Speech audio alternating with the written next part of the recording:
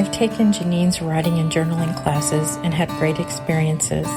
Janine has a way of reading and critiquing work that makes you see both story structure and character development in a new way. I feel like I've experienced this really refined eye that she has for storytelling. She's honest with her feedback without being judgmental and is compassionate and thoughtful. Hey, it's Janine. My next class, Writing Hard Stories, starts September 13th. Details at bipolarshe.com. Hi, it's Janine from Bipolar She. Before we get started, the content of this podcast does include suicide and suicidal ideation. If you are ever in need, please dial 988, a suicide and crisis lifeline. I believe in the power of speaking and writing about our darkest of days in raw detail. So let's go.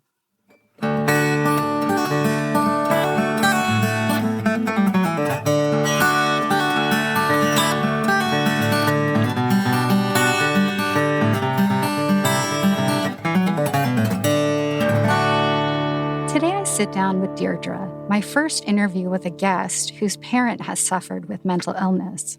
By age 5, Deirdre's mom was diagnosed with bipolar disorder. Through custody battles, divorce, and losing a brother at a young age, she was forced to handle a very adult world. Hi, Deirdre. How are you this morning? I'm great. How are you? Good. Thank you for coming on the show. Of course. All right. This is the first time I've had a guest on who has a parent with mental illness, and I'm really interested in hearing your mom's story. So maybe we could go back to a time in your childhood. Yeah, of course. So I guess one vivid memory is I think I was around 6 and I was getting ready to go to school, and I came out normal, getting lunch ready, getting myself dressed, teeth brushed, and my mom was on the couch and it seemed a little odd. I went up to nudge her, wake her, or talk to her, and she was just completely out, just sleeping. So I went ahead and went to school, and when I got there, my teacher noticed that I had a fever. She could tell that something was off with me. So she sent me to the nurse. The nurse called my mom to come get me, and then my mom didn't answer. So then she had to find my dad. At the time, my parents were not living together. And my dad knew something was wrong, that my mom wasn't home because she should have been home. So in the course of him trying to figure out my fever, he ended up going back to the house and found my mom, and she had attempted to take her life. That was kind of one of my first vivid memories of dealing with mental illness with my mom. And was it an overdose? She had taken a bunch of pills, yes. I'm curious if even before that event, if you ever felt your mom was different than the other moms. Was there ever anything that stood out? I would say I was probably around 5, and I think one of my first memories was going to see my mom in the hospital, which was such an odd thing to do when you are waiting in this very stark, clean, white, barren room, and you see your mom peering through this like little square glass and realizing that she's not at home and she's wearing a gown and things are off. But I don't think I really knew what that was or what it meant. I just thought, oh, she's at the hospital. She's not well, but I didn't realize it was not well mentally. So that was probably one of my first indications that something was different, but I don't think I could place what it was. And as an adult, I can look back and see, of course, it's all very clear.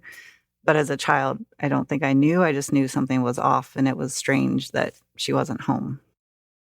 And so at that time, did she have a diagnosis of bipolar disorder? I believe she did.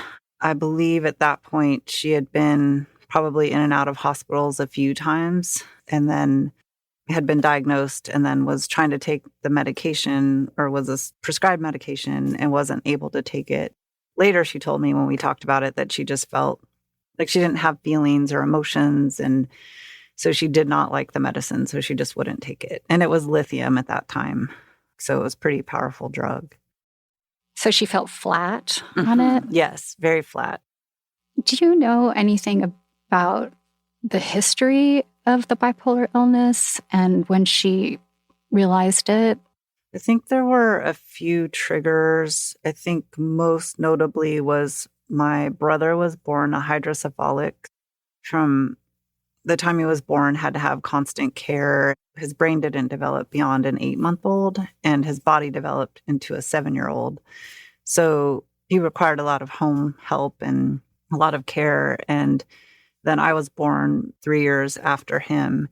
So I think my mom was just under a lot of pressure and duress. And what she had told me was that once my brother had started to go kind of south and they had to put him into an institution, I think that was one of the triggers for when she really kind of felt out of control. And then the illness surfaced at that point. And then it just kind of progressed. And then he passed away maybe 2 years, I think, after being institutionalized. And I think that was just a huge, horribly traumatic experience for her. About how old was she? She was probably mid-30s, I would say, early to mid-30s. So at that point, when she went into the hospital, I think you mentioned that your dad was caring for you. My dad ended up getting custody of me because of her illness, because she couldn't really manage it and manage me and manage herself. But in that period, I was living with him. And then I had other family members who would come in and care for me. My dad was actually in graduate school and also working. So he had a lot going on in his life. Then he was dealing with this divorce, the loss of his son. There was a lot happening all at once. And then how was your relationship with your dad at that young age? I think my relationship with my dad and my mom was pretty strong.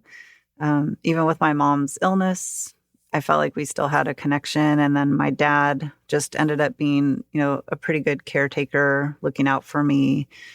But he was very busy with his own life. So there was a lot of time where I was kind of left to my own devices and felt like I kind of raised myself in a lot of ways, just because the attention was, I'm sure he had to pay bills and, take care of his own professional life and making sure I was cared for, and then also worried about my mom. So I think I spent a lot of time just kind of independently reading or entertaining myself. Was there a custody battle? There was. It was kind of sad when you think back on it, because my dad had to get the neighbors and family members to speak out on his behalf, to share that it was important for him to have custody versus my mom. And my mom at the time was just not in a mentally stable place to be able to fight for me, really. And it was probably good in the end that he did get custody. But I think it was a really hard period for her, for sure. Having to witness that and seeing, family members and friends and neighbors saying that my dad would be a better parent. And we did talk about it later in life. I did get to hear kind of her side of the story, but it was historic at the time because men were not getting custody of, especially daughters at that time. That was in the 70s.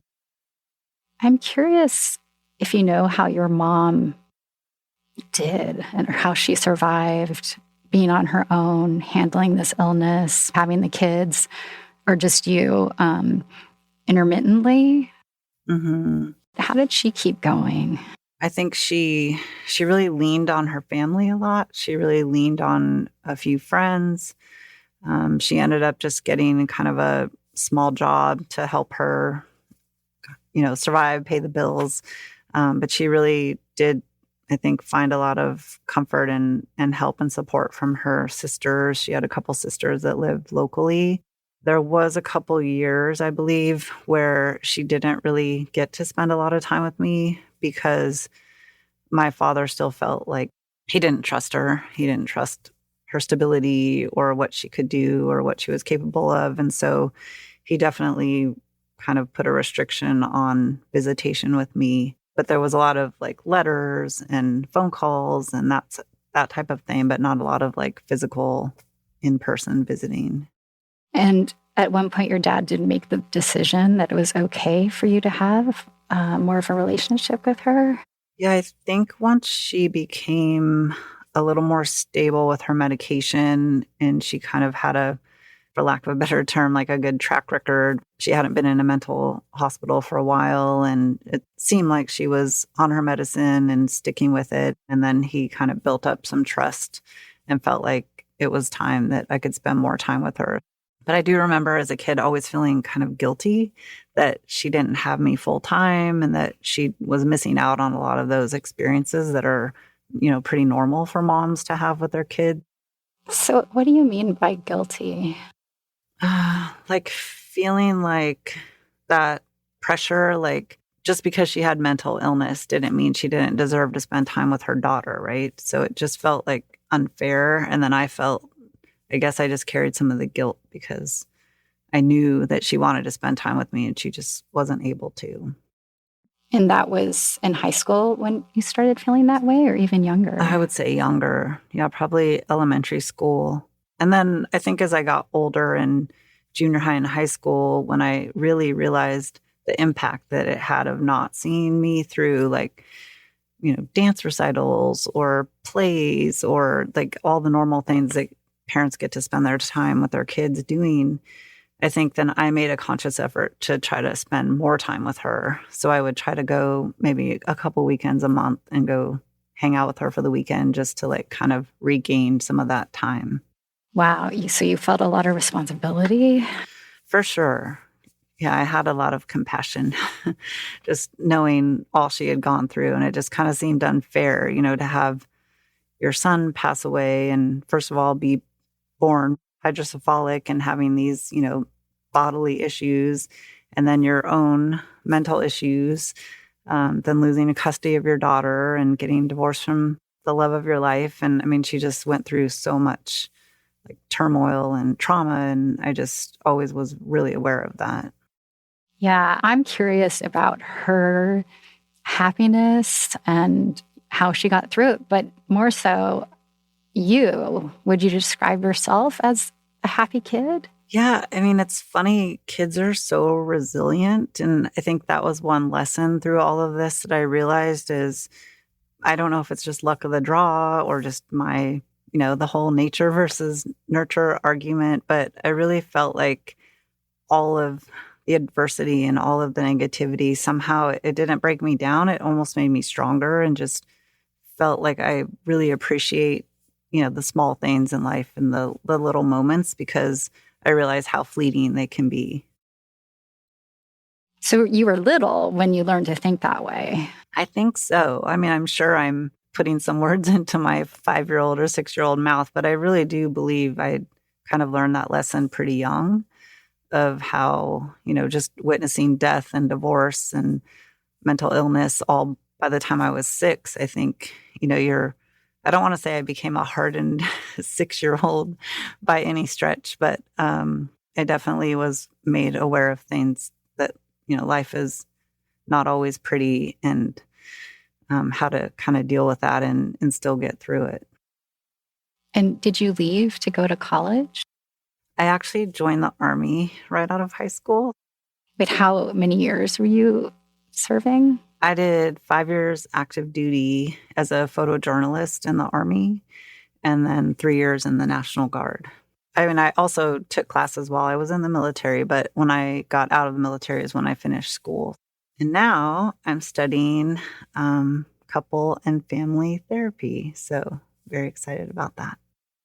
Do you feel comfortable in crisis? I do. I think I'm having that realization of, I probably thrive in crisis because it's all I've known since a very young age and it feels very comfortable to me. I think when I'm in crisis is probably when I'm strongest, which is ironic. And you're not afraid to get in the middle of others and their crises? No, I guess not. I feel like I can be a really calming resource and I feel like I can see the big picture and kind of see the root of the issue and help people hopefully to see it too and to find that commonality between us. my husband might have different thoughts on that, but I try. I'm also curious how this impacted you when you got married and were thinking about starting a family, having kids.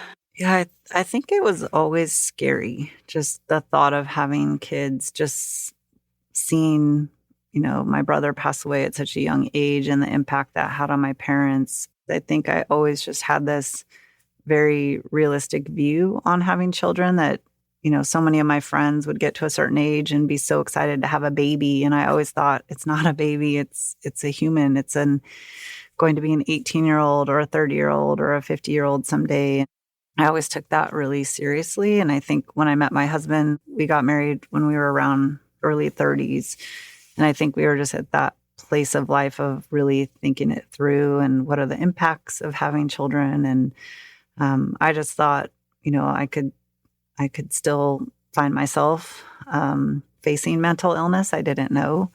And I just didn't want to put a child through what I had to go through. And it was just scary, just the thought of either passing that along because my grandmother had bipolar and my mom. I didn't know if maybe I did as well at that point. And yeah, it was a frightening prospect to think about bringing a child into the world, not knowing what could happen. But were you afraid that you might have mental illness? And if so, were there any glimmers of it or anything that made you frightened about that? I have no memory of anything happening that made me think I could have bipolar, but I also knew my mom, it seemed to strike her when she was in her early 30s. So I was well aware of that timeline. I think also just aware of, the reality of it's not always pretty when you have children and there's struggles. And it was just one battle or one challenge or one experience, I guess I just wasn't willing to take. And so I know you mentioned, this obviously really shapes you as a person and shapes the careers you go into. And you're currently back in school. Are you learning more about yourself and more about this relationship with your mom in this program that you're doing? For sure. I call it my soul-bearing years because the things you have to share when you're studying to be a therapist are very intense and deep. But I just keep thinking, how could I be a better advocate? Because with my experience, I should, have a wealth of knowledge. Obviously, I have not battled mental illness myself, so I don't know what that's like, but I feel like I have a lot of compassion and understanding and empathy for those who have. We were talking a little bit before about listening and how important that is, and just about any modality, but how it kind of has come up again for you. Listening is so key. Everyone wants to be listened to. Everyone wants to be heard. Everyone wants to be prioritized to some degree. So I feel like that's one of my gifts. I know early on in the program when I was nervous about a 30-minute session that I had to do as a role play, one of my, kind of a woman who's becoming my mentor, she said, "Can you listen for 30 minutes?" And I said, "Absolutely." And she said, "That's all you have to do." I do feel like so much could be accomplished and so much could be made better if people just listen better to each other. I'm curious what your thoughts are, like hearing this from a person who experienced it through a parent. I'm just curious what comes up for you. Yeah, that's interesting. As I listened to it, I think I was asking a lot of questions about your mom and her relationship to everything that was going on, more so than your well-being, because I was just so curious what that would be like. I feel it's kind of devastating in a way, because I can imagine myself being in a situation like that and having to be hospitalized while having a child and, really having a hard time with that, definitely. So I feel like as you tell me about her, I can feel myself in that room looking through the little window at my child and sharing letters with her. It's easy for me to put myself there.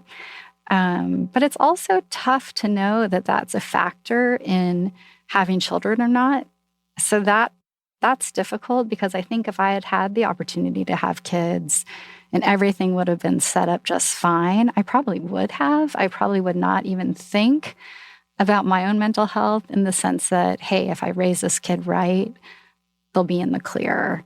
So that to me is like, oh gosh, if we could just snip out a little mental illness, the bipolar gene out of me, then I'd be acceptable. So I think that's a little painful for me to hear too, that is part of a choice not to have children, even though it's a very real, honest way to look at it. I mean, I spent a lot of time in hospitals and recovering, and it probably would have been a negative thing for a child, but it's still all difficult for me to hear. Yeah, I'm sure. I mean, I had such empathy for my mom, and, we had so many conversations about it, and her guilt of feeling like, especially when she tried to die by suicide, and she said, you just don't understand what it's like. I was in this deep, dark hole and I couldn't get out. And to hear that and think like, gosh, I'm just a 5-year-old probably trying to play with blocks or something, or read, or spend time with my mom, and here she is trying to fight to get out of this hole. So I think when you hear those illustrations, or you think of those moments that she must have struggled, I think that's what sticks with me. Not so much of like it's a stigma, or it's like, oh, you have a mental illness, you should not have children, or you experienced it, do not do that. It's more just that those vivid memories I have, and the words that she shared with me, and the feelings. And I think that's probably what made the most impact. So I think it's definitely a story of resilience. Do you feel that way? Do you feel pretty resilient? I do. I feel like when you're forced to be resilient almost as a survival mechanism, it's just becomes part of who you are. So I don't even know if I can claim it as some skill or a characteristic that I've developed or honed. I think it was just required in order to get through and just have kind of a normalcy with my school work, with my developing as a human. I think I just needed to kind of have a layer and a shield to protect myself, but I don't think I knew what that was. And then now I think I see it, and I have seen it throughout my career in crisis communications, where I feel like it's just natural for me to react and not get, not lose control, or just kind of stay calm. And I think that was just how I probably coped as a kid, and it's just transferred into adulthood. Yeah, it sounds like you found your calling. Absolutely. I hope so. Yeah, I think it'll be really special to be able to be in a room with someone and talk through some of those raw, vulnerable moments that they've experienced, in whatever form, and just help be a support system and help listen and give them the guidance, or just the hearing that they need, the listening that they need. Thank you for sharing your story and your mom's story. I think the older I get, the more I think about it, the more I realize just how remarkable she was, like to go through all she did, but to still keep that spirit. She still had a very lively and lovable and generous spirit. And I just think, I've hardly faced any adversity, I guess, from maybe middle school on. So it just feels almost wrong that she was delivered so much, but yet she still prevailed. Her spirit prevailed. And to me, that's such a remarkable thing, and such a remarkable commentary on humans and how resilient we really all are. So it's a beautiful thing. It is, definitely. Well, she sounds like a very interesting woman. For sure. She definitely was. Yeah, well, I would have loved to have met her. Thank you. And your dad passed away also? Yes, they both passed away really young. So my mom was 64 and my dad was 69. Oh, okay. Yeah, so they had pretty short lives. Yeah. And pretty rough lives. But I still feel like we still had good relationships, even with all the adversity and all of the craziness and some of the times when I wanted a home cooked meal or just the kind of normal things like a parent to pack my lunch. And I didn't really get that, but I got other things. So I'm kind of looking at you like, how did you keep yourself together through all that as a kid? And then even going into the Army, I mean, that just is all very intense, but I can see how that childhood did prepare you for conflict and a sense of safety and chaos, basically. Yeah, I never thought about it that way, but I think you're right. Like there is for me that sense of comfort almost in chaos. Like I feel like I do better if it's chaotic versus if it's too quiet or too calm. But yeah, I think when you're a kid and you just don't know better, right? I don't think I remember comparing with other friends or thinking like, this is really interesting. I'm on my 4th elementary school and I'm only in 5th grade. I don't think I really thought that, like I didn't have the analytical skills to understand the impacts of that or why was this happening or to even question it. But I think it definitely built me up to have a lot of confidence, even when I wasn't confident, because I felt like I wanted to appear confident and appear like everything was together, even though I probably deep in my little 6-year-old self knew, or 8-year-old self or 10-year-old self, whatever stage I was in, I probably knew things were not okay, but it was a way to make them okay, I guess.